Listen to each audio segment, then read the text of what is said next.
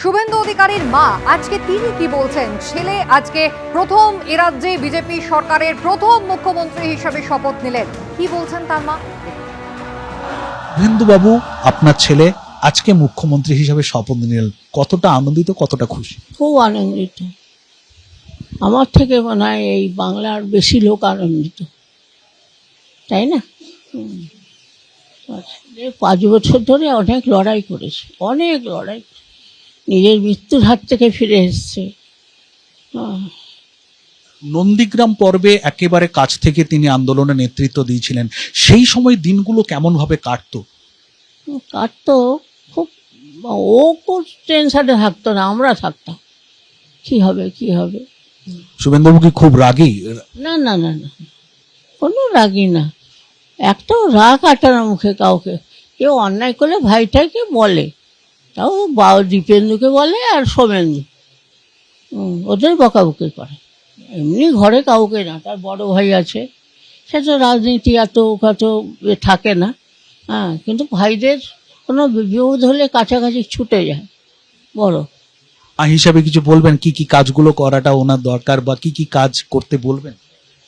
ওই বলবো, ওই আপনার অভয়া, ওই ওই ব্যাপারটা দেখতে বলবো। ও একা নয়, আরও যারা আছে তাদের জন্য লড়ে।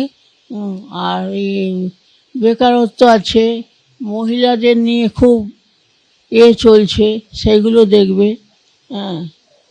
আর গরিব মানুষের বাড়ি ঘর। শুভেন্দু অধিকারীর মায়ের বক্তব্য শুনলেন। মা আজকে গর্বিত তার মেজ ছেলের জন্য। প্রধানমন্ত্রী নরেন্দ্র মোদী তিনি আজকে এসেছিলেন ঐতিহাসিক এই শপথ গ্রহণ অনুষ্ঠানে। সশরীরে উপস্থিত শুধু থাকলেন এমনটা নয়, একেবারে বাংলার মানুষের উদ্দেশ্যে প্রণাম করলেন তিনি। সাষ্টাঙ্গে একেবারে আভূমি প্রণত হতে দেখা গেল আজ ব্রিগেড প্যারেড গ্রাউন্ডে নরেন্দ্র মোদীকে।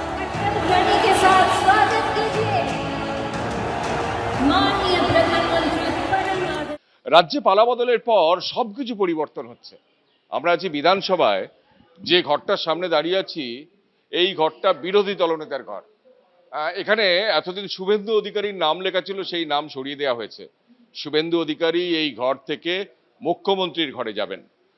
আমরা সেই ঘরের ভেতরে ঢুকবো যেখানে বিরোধী দলনেতা বসতেন। এই ঘরের ভেতরে বিরোধী দলনেতা এখান থেকেই তার সমস্ত বিধায়কদের নিয়ে কাজ করতেন। এই যে চেয়ার আমরা দেখতে পাচ্ছি, এই চেয়ারে শুভেন্দু অধিকারী এতদিন বসতেন। এবার এই ঘর থেকে শুভেন্দু অধিকারী মুখ্যমন্ত্রীর চেয়ারে বসবেন। মুখ্যমন্ত্রীর জন্য যে আলাদা ঘর আছে সেই ঘরে গিয়ে তিনি বসবেন। ইতিমধ্যে সেখানে মমতা বন্দ্যোপাধ্যায়ের নেম প্লেট মুছে দেওয়া হয়েছে, সেখানে শুভেন্দু অধিকারীর নেম প্লেট লাগানো হবে। আমরা দেখতে পাচ্ছি বিরোধী দলনেতাদের তালিকা বিধানসভায় বিরোধী দলনেতার ঘরে এইভাবেই আছে। জ্যোতি বসু 1957 থেকে 1967 সালে বিরোধী দলনেতা ছিলেন এবং সেখান থেকে ধারাবাহিকভাবে যারা বিরোধী দলনেতা হয়েছেন, এমনকি শেষ নামটা আমরা দেখতে পাচ্ছি শুভেন্দু অধিকারী 2021। এখানে অবশ্যই 2026 বসবে, অর্থাৎ শুভেন্দু অধিকারী বিরোধী দলনেতা হিসেবে এখানে 5 বছর ধরে এই ঘরে কিন্তু তিনি কাজ করেছেন। বিরোধী দলনেতার যিনি প্রাইভেট সেক্রেটারি এই ঘরে বিরোধী দলনেতা এলে যাকে সবসময় দেখা যায়, তিনি আমাদের সঙ্গে আছেন, প্রদীপ চট্টোপাধ্যায়। এবং সত্যি কথা বলতে কি, কাজ করে প্রচুর আনন্দ পেয়েছি ওনার সঙ্গে কাজ করে। দরাজ মনের লোক, আর যেটা মনে করেন করব সেটা করেই ছাড়েন।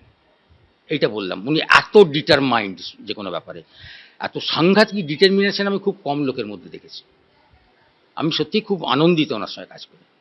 এই বিপুল জয়ের পর শুভেন্দু অধিকারীর 5 বছরের যে ঘর, সেই ঘর থেকে তিনি অন্য ঘরে স্থানান্তরিত হচ্ছেন।